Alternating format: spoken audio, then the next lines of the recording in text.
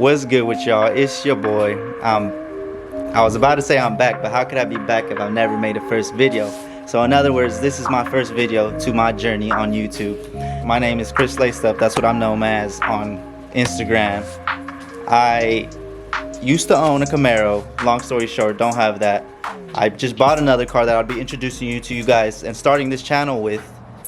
And I'm just letting you guys know, what this channel will consist of. My hobbies and passion are finance and cars, so I plan on bringing those two together in this channel. Don't know how I'm going to do it, but instead of sitting back and figuring out how I'm going to do it without actually doing it, I just picked up the camera and I'm just starting with this journey. I'm very motivational, comes to, finance.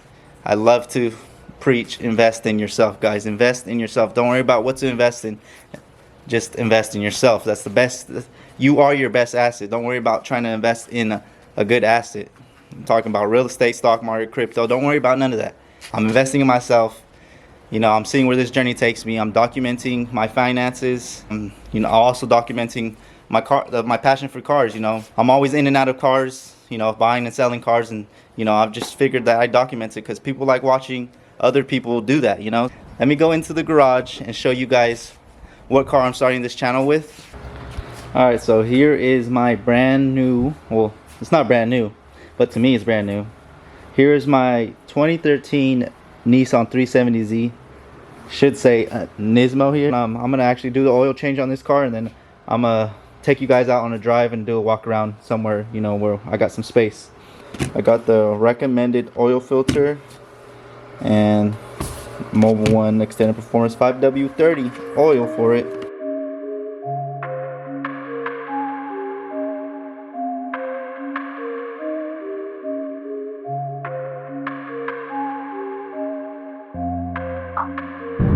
Alright, y'all, got the oil change done, cleaned up because it got a little dirty during the oil change. But anyways, the background story on this car, how I got it, why I got it, when I got it, stuff like that. I'm gonna go park somewhere and just give you guys a nice walk around of the car and just explain everything and what the plans are for it. There's a couple things I'd like to fix, like there's certain things that are not my cup of tea, but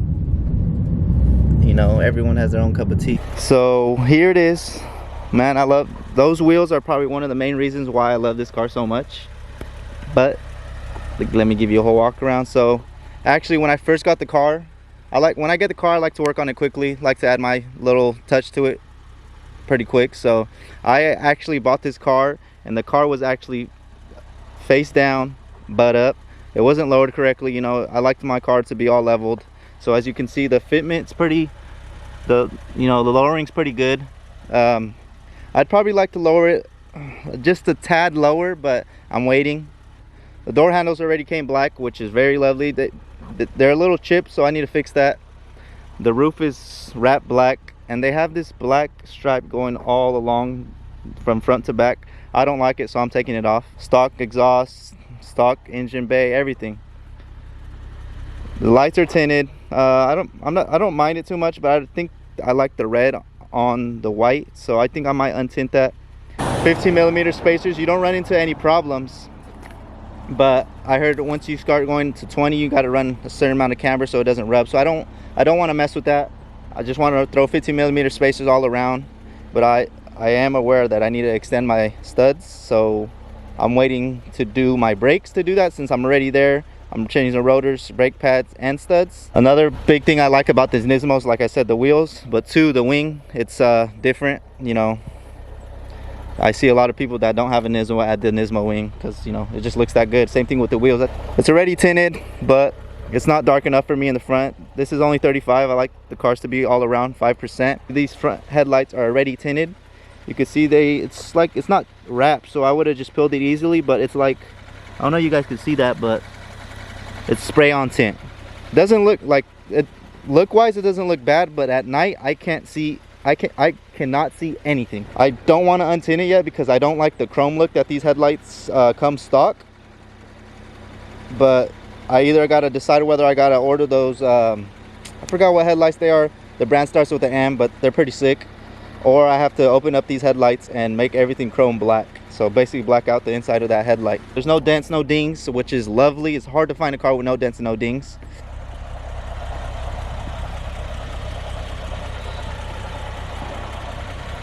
Alright, so here is the main problem with this car. And one of the main problems that actually allowed me to get this car a lot cheaper is the front bumper. I mean, I didn't complain why, you know, the price was like extremely cheap just for this problem. Nothing else is wrong with the car. So as you can see, I don't want to get too close because it's a little embarrassing, but it's because I hold my cars to certain standards to be presentable. But I'm showing you guys, you know, I'm trying to be as transparent as possible with the journey with this car. So as you can see, this front bumper, the front lip that is stuck to the bumper, I need to order a new front bumper. I've been trying to find a used one because I do plan on wrapping this car. Because the reason I plan on wrapping this car is because these people tried emblem deleting it. I don't really care about the front bumper because, like I said, I need to replace the whole front bumper. But I don't know if you could see that, but you could see Bondo. They didn't even delete the bumper, I mean the emblem correctly. So that's a whole another thing I need to deal with. Luckily I don't have to deal with it in the front bumper, but the back bumper, forgot to mention it when I was back there, they also did it to the back. They emblem deleted the back bumper, but you could still see the outline. So they didn't delete it very well. They actually tried bondoing it, and I don't even know how it looks. It's probably primered over the Bondo. So that part needs to be painted. So that's another reason why I'm wrapping the car. You know, I'm gonna unwrap the black part. I still haven't decided what color. I for sure want to do the, I think it's pronounced Inzotech wrap. So I for sure want to do that color because it's paint that looks like wrap. Also, this car doesn't have the undershroud or underpanel, whatever you want to call it. I'm gonna just call it underpanel. So, you know, the underpanel actually holds, you know, it's reinforcement for this front bumper, but it's legit missing a whole chunk. I don't know how you do that, you know, so but whatever. Let me pop everything for you guys, and then give you guys a nice walk around.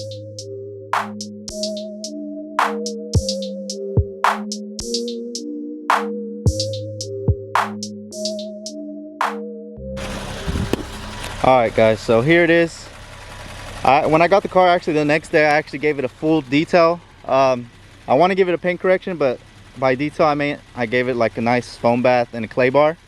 But I still want to paint correct it because I can see in a certain angles, I can see that water spots were sitting on the car. So I want to get it a nice paint correct. And I wanted to detail the engine bay, but I didn't want to do it yet. I don't know. I'll wait until I do the paint correction. This engine bay is not, you know, I think it's dirty because it doesn't have an under panel, so all the dirt just, you know, gets into the engine. And the interior is pretty much immaculate. The car only has 69,000 miles. It's not that much. It's not high mileage at all. You know, I think that's a good amount of miles for a 2013. Actually, maybe like 3 days after I got it, I already had a doubled in. So let me explain this to you guys. This is part of the system that I was talking about.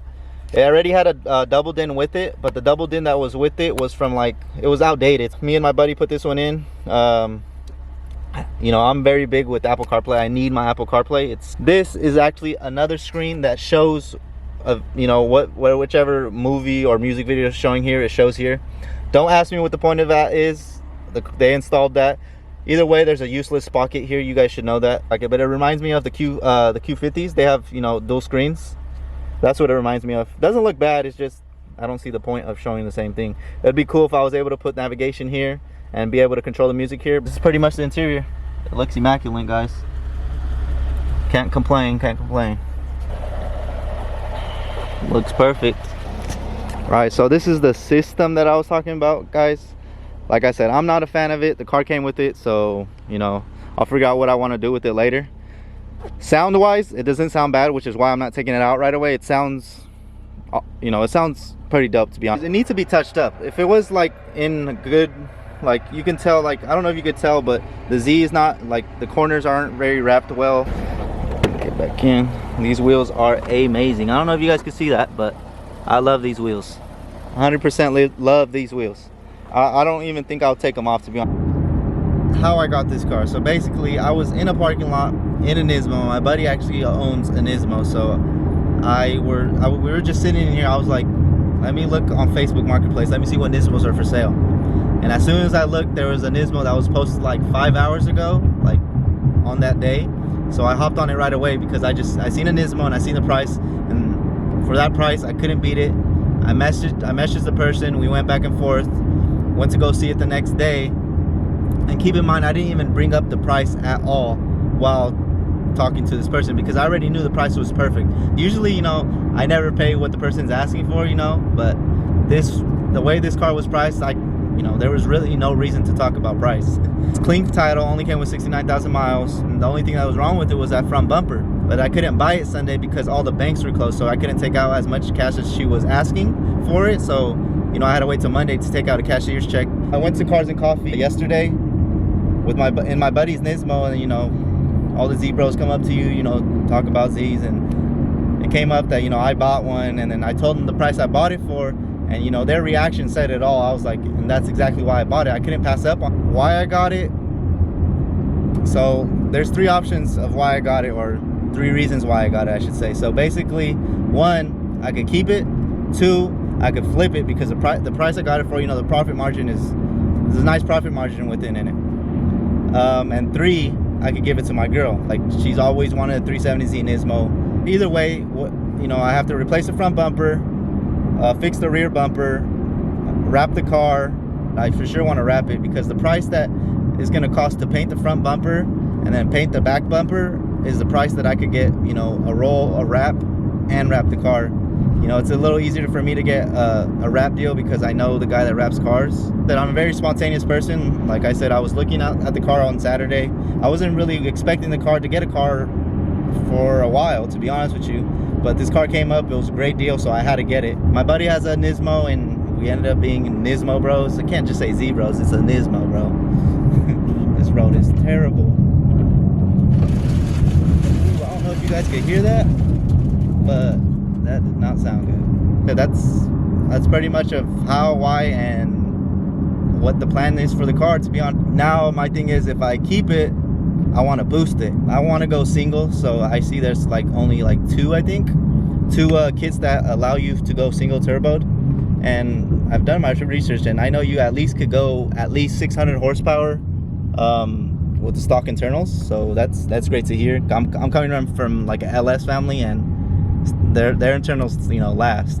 I need to delete that slave cylinder inside the transmission. I wish that was done when before I got the car, but it's not. So need to do that. I'm back in the garage. So the camera died while I was talking about boosting the car. That already tells me I need another battery on me.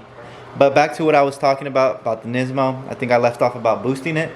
So I don't know where this is gonna take me, but I decided to document this as I got this Nismo, see where this goes. You know, I decided to record it. You know, if you guys want to follow my journey, I'm documenting this car stuff, this finance stuff, and I'm trying to figure out how I'm going to bring those 2 things together. I haven't seen it yet, really. I mean, I haven't looked too deeply into YouTube, but I haven't seen that yet, where there's cars and finance brought together. I want to educate the car community, you know, finance-wise, you know, being able to invest not only in these cars. We'll say the car is the 2nd biggest investment someone makes in their life, but you know, it's not really an investment. If it's not making you money, it's not really an investment. So that's what I plan on doing with this YouTube channel. Hopefully you guys support me on this journey, and this is what you'll be seeing, you know, cars and finance. You know, the next video, I plan on doing something with finance. I don't know whether it's gonna be with stock market, doing what I love, and if you guys like it, you guys like it, you know, and I just plan on documenting it. And I've always planned on doing it, but you know, I always talk about it, but you know, if you ain't doing it, then people don't want to hear it, then you're just talking. Everybody could talk and say they're going to do something, but are they really going to do it? And this is why I'm making this video.